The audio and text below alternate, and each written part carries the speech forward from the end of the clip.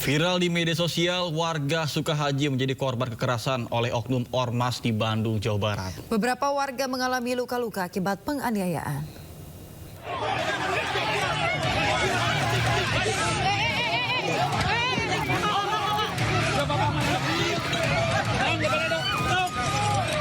Sekelompok ormas yang diduga hendak melakukan pemagaran di lahan sengketa Sukahaji, Bandung, Jawa Barat, membentak dan mengancam warga. Puluhan ibu-ibu rela berdiri di garis depan demi mempertahankan tanah tempat mereka tinggal. Mereka berusaha mengadang kehadiran segerombol oknum ormas, namun upaya ibu-ibu tersebut dibalas dengan kekerasan. Sejumlah oknum ormas dilaporkan melempar batu ke arah ibu-ibu hingga melakukan pemukulan. Bentrokan ini disayangkan oleh Wali Kota Bandung, Jawa Barat, Muhammad Farhan. Menurut Farhan, bentrokan kedua belah pihak tersebut seharusnya tidak perlu terjadi, mengingat Pemkot Bandung dan Pemprov Jabar sudah sepakat untuk mengelola, meski ada pro kontra di lapangan. Terus terang saya sangat prihatin dan menyesalkan terjadinya bentrokan yang tidak perlu.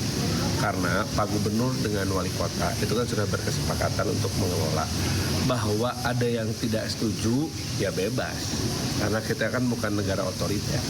Tetapi antara dua kelompok yang berbeda pendapat, jangan kemudian bentrok. Karena ketika bentrok akan membuat solusi-solusi yang sudah kita bangun itu menjadi percuma. Maka saya menghimbau kepada semua pihak yang sedang bersengketa di Sukahaji menahan diri. Atas kejadian tersebut, warga merasa resah dan meminta pihak kepolisian agar menangkap oknum ormas tersebut. Dari Bandung, Jawa Barat, Billy Maulana Fikran Ainis melaporkan. Pemirsa, sekelompok penagih utang di Gunung Kidul, Yogyakarta menyerang kepala desa menggunakan air karena permasalahan piutang. Intimidasi tersebut viral di media sosial pemirsa dan menuai kecaman publik.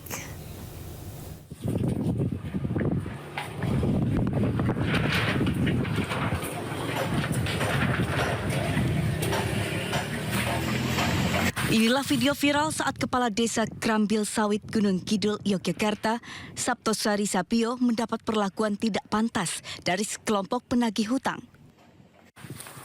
Saat sedang duduk, salah satu penagih hutang tiba-tiba menyiramkan air yang mengenai seluruh badan Saptosari. Intimidasi ini dipicu masalah hutang piutang yang belum dilunasi Saptosari. Perlakuan tidak menyenangkan ini terjadi pada bulan puasa lalu di perempatan Legundi, Kecamatan Panggang, Gunung Kidul.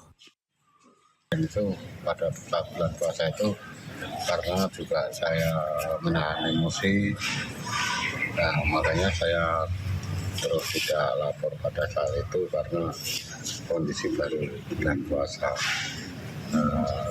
Karena sampai akan terjadi melapor ini karena diviralkan sehingga banyak warga saya yang tahu dan semua tadi terkait mendukung saya itu saja. Sementara itu pemerintah Kabupaten Gunung Kidul mengecam aksi penagih hutang tersebut yang kelewat batas. Saptosari didorong untuk menempuh jalur hukum dan mengimbau warga agar tidak terpancing. Maka kita pastikan Pak Lurah akan ditemani oleh solidaritas teman-teman dari Paguyuban Semar, dan saya pun bersama Pak Sekda dan seluruh jajaran akan selalu mengupdate kondisi Pak Lurah dimanapun berada. Kejadian ini dengan cepat menyebar melalui berbagai platform media sosial. Banyak yang mengecam tindakan penagih hutang yang dinilai mempermalukan seorang pejabat desa dengan perbuatan tidak pantas. Dari Gunung Kidul, Yogyakarta, Kismaya iNews melaporkan. Informasi lainnya pemirsa, diduga akibat korsleting listrik sebuah sekolah di Kabupaten Bogor, Jawa Barat terbakar. Sementara di PD Jaya Aceh pemirsa, puluhan siswa berhamburan akibat kebakaran yang terjadi saat jam pelajaran tengah berlangsung.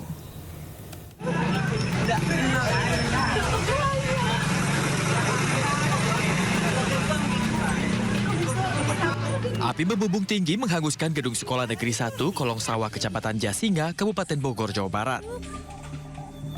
Diketahui api pertama kali muncul dari ruang guru yang kemudian merambat ke sejumlah gedung ruangan kelas lainnya serta menghanguskan seluruh arsip sekolah dan buku-buku para siswa. 5 unit mobil damkar dari sektor Parung Panjang dan sektor Luwuleyang dikerahkan untuk memadamkan api. Kejadian kebakaran hebat yang menimpa salah satu sekolah Bapak ini gimana Pak kronologi Pak? Kejadiannya tadi malam sekitar jam 3-an ya. Pas jam 3 itu mulai dari kantor, ruang kantor, kemudian merembet ke ruang kelas. Dari saksi mata yang ada di TKP yaitu penjaga sekolah, api mulai terlihat pertama kali di ruang guru.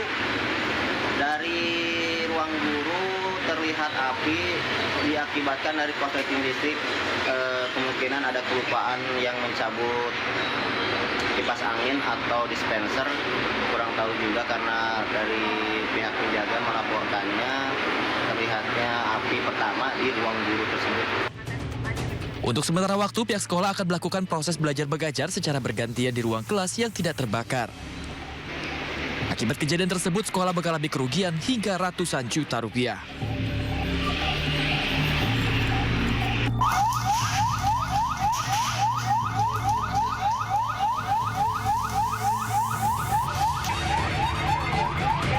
Sementara itu, api juga membakar gedung Sekolah Dasar Negeri 2 Pidijaya Aceh saat jam pelajaran berlangsung.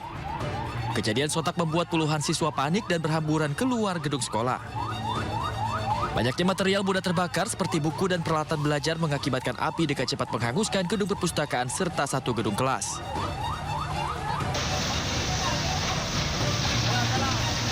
Dua unit mobil damkar dari Dinas Pemadam Kebakaran Kabupaten Pidijaya Aceh diterjunkan untuk memadamkan api. Olah TKP, dugaan sementara dari keterangan para saksi yang ada di tempat kejadian perkara bahwa kebakaran ini diduga masih terkait dengan adanya hubungan singkat listrik. Mungkin akan kami lakukan penyelidikan lebih lanjut. Kerugian materi akibat kebakaran ini diperkirakan hingga ratusan juta rupiah. Petugas kepolisian akan melakukan penyelidikan lebih lanjut guna memastikan penyebab pasti dari kebakaran ini. Dari Kabupaten Bogor, Jawa Barat dan Pidijaya Aceh, Iwan Setiawan dan Jamal Pangwa, iNews melaporkan. Masih soal narkoba pemirsa, pemain film yang juga musisi Fachri Albar lagi-lagi berurusan dengan polisi. Aduh, sayang sekali ya, Nata juga pemirsa ini ia ditangkap di rumahnya di kawasan Jakarta Selatan dengan kasus dugaan penyalahgunaan narkoba. Namun polisi belum mau terus terang narkoba jenis apa yang ditemukan di rumah putra vokalis rock Ahmad Albar tersebut. Kabar penangkapan terhadap Fachri Albar dibenarkan oleh Kasat Reskrim Narkoba Polres Metro Jakarta Barat, Kompol Fernal Armando Sambo. Putra dari vokalis grup musik God Bless tersebut ditangkap di kediamannya di kawasan Jakarta Selatan pada Minggu 20 April 2025 sekitar pukul 20 WIB. Selain mengamankan FA, polisi juga mengamankan sejumlah barang yang diduga mengandung narkotika. Ya, kami dari Narkoba Polres Jakarta Barat pada tanggal 20 April 2025 kami mengkonfirmasi bahwa telah mengamankan seorang pria inisial FA yang bersangkutan adalah seorang public figure dan saat ini kami sedang mendalami serta melakukan penyelidikan lebih lanjut.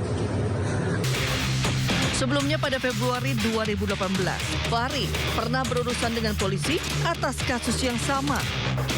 Kala itu polisi menemukan barang bukti berupa satu plastik sabu seberat 0,8 gram, 13 tablet Lumolid, satu butir obat Calmet, dan beberapa alat isap sabu.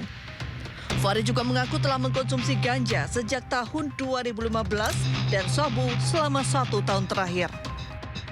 Dalam vonis persidangan pada 10 Juli 2018 di Pengadilan Negeri Jakarta Selatan, hakim menyatakan Fachri bersalah dan harus menjalani rehabilitasi di RSKU Cibubur selama 7 bulan. Dari Jakarta, Miftah Fulkani, iNews melaporkan. Informasi lainnya pemirsa, puluhan siswa di Cianjur, Jawa Barat keracunan massal diduga setelah menyantap hidangan makanan bergizi gratis yang dibagikan. Para korban pun harus dirawat intensif di RSUD Cianjur.